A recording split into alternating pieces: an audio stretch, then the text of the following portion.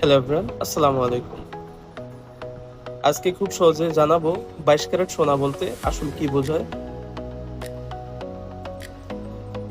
অনেকে দোকানে গিয়ে 22 ক্যারেট সোনার নাম শুনে থাকেন, কিন্তু এর অর্থ জানেন না। সহজে বলতে গেলে 24 ক্যারেট ধরা হয় সবচেয়ে খাঁটি সোনা, আর 22 ক্যারেট মানে হলো 24 ভাগের মধ্যে 22 ভাগ সোনা আর বাকি 2 ভাগ হচ্ছে অন্যান্য ধাতু। এখন প্রশ্ন হলো, অন্য ধাতু কেন মেশানো হয়? কারণ খাঁটি সোনা অনেকে নরম হয়। যদি পুরোপুরি খাঁটি সোনা দিয়ে আংটি, চেন বা বালা, ব্রেসলেট এগুলা তৈরি করা হয়, সেক্ষেত্রে এটা বেঁকে যেতে পারে। তাই সোনার সঙ্গে অন্যান্য ধাতু মিশিয়ে আরো মজবুত করে তৈরি করা হয়।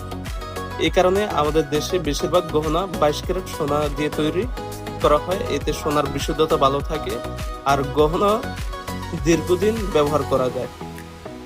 সোনা কেনার সময় ডিজাইন দেখে কিনবেন না, ক্যারেট কত, ওজন কত এবং সোনার মান ঠিক আছে কিনা সেগুলোও দেখে নেবেন। এক কথায় বলতে গেলে 22 ক্যারেট সোনা হলো এমন একটি মান যেখানে সোনার বিশুদ্ধতা এবং গহনার শক্তি দুটি ভালো সমন্বয় থাকে।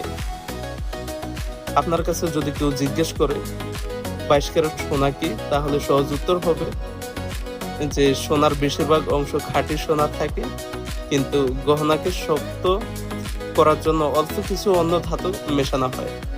ধন্যবাদ। ভিডিওটা ভালো লাগলে অবশ্যই সাবস্ক্রাইব করবেন এবং শেয়ার করবেন। আসসালামু আলাইকুম।